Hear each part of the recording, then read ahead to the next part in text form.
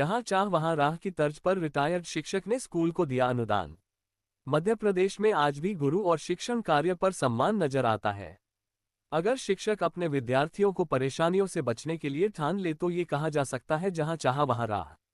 सिवनी जिले के उड़ेपानी गांव में प्राथमिक शिक्षा अध्ययन करने के बाद उसी गांव के स्कूल में 25 साल शिक्षण कार्य करने के बाद रिटायर होने पर अनिल शर्मा नामक शिक्षक 1,21,000 की राशि का चेक स्कूल में अध्ययन करने वाले गरीब बच्चों की फीस एवं शिक्षण कार्य सामग्री हेतु स्कूल को अनुदान दिया है। स्कूल में प्राचार्य के पद से रिटायर होने वाले शिक्षक अनिल शर्मा ने बताया कि जब वह इस स्कूल में शैक्षणिक कार्य कर रहे थे उस दौरान कई बच्चों के पास स्कूल फीस नहीं होती थी, जिसे देख उनका मन दुखी होता था। उन्होंने मन ही मन विचार किया कि क्यों ना कुछ ऐसा किया जाए जिससे बच्चों की मदद हो सके। उन्होंने अपने पर्सनल खर्चों को बचा बचा कर 1,21,000 की राशि जोड़ी और रिटायरमेंट के बाद स्कूल प्रबंधन को सौंप दी।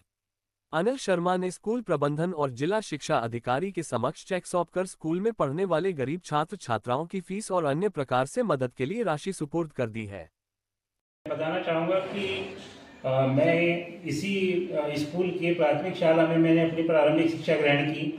उसके बाद पश्चात मैं उच्च शिक्षा के लिए अन्य जगह भी गया और जब सर्वप्रथम मेरी नियुक्ति हुई 1984 में देवघाट उत्तर केवलारी के अंतर्गत, तब से मेरे मन में एक अभिलाषा थी कि मैं अपने ग्राम में जाकर ही और अपनी शिक्षकीय सेवाएं जो है प्रदान करूँ। तो ईश्वर ने मेरी इस इच्छा को पूरा किया और मुझे जो है अवसर मिला। लगातार 25 वर्षों तक मैं उड़ेपानी में मैंने अध्यापन का कार्य किया और 31 मई 2024 को सेवानिवृत्त हुआ इसी शाला से। इसको मैं अपने लिए बड़ा सौभाग्य का विषय समझता हूँ कि मुझे उसी ग्राम में जहाँ मैं खेला कूदा, जहाँ पर मैंने शिक्षा ग्रहण की और वहीं पर मुझे अध्यापन करने का अवसर भी प्राप्त हुआ। कई बार ऐसे अवसर आते थे जब मुझे लगता था कि कुछ जो ऐसे बच्चे हैं जो किन्हीं कारणों से शिक्षा के क्षेत्र में उन्हें जो आवश्यकताएं थी उनकी शैक्षणिक सामग्री से संबंधित, फीस से संबंधित, उन्हें देने में वह कठिनाई महसूस करते थे। तो मेरे मन में एक बात आई कि उनके लिए कोई ऐसी व्यवस्था बनाई जानी चाहिए ताकि जब भी ऐसी आवश्यकता पड़े और हमारा जो शाला प्रबंधन समिति है वह समझे कि उन्हें कोई उसका लाभ दिया जाए। तो मैंने एक राशि अपने मन में एकत्रित करने का संकल्प लिया और जो मेरे निजी खर्च थे उन्हीं में से मैंने राशि को मतलब एक संग्रह करते चला।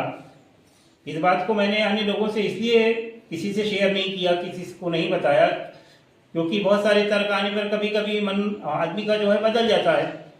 जब मेरा रिटायरमेंट का अवसर आया तब मैंने इस बात को सबके समक्ष रखा कि एक ऐसी व्यवस्था मैं अपनी तरफ से उड़ेपानी हाई स्कूल के जो बच्चे कक्षा 1 से 10 तक के हैं उनके लिए करने का जो मेरा संकल्प लिया था उसे मैं पूर्ण करना चाहता हूँ।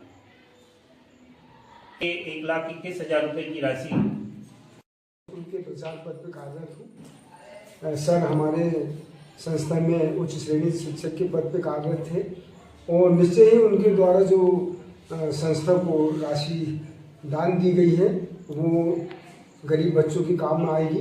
मैं स्वयं इसी बात का प्रसिद्ध रहा हूँ। मेरे द्वारा भी 10,000 रुपये प्रति वर्ष जो अपने विकलांग बच्चों का टूर्नामेंट होता है वो वहाँ पे मैं राशि देता हूँ 10,000 रुपये प्रति वर्ष।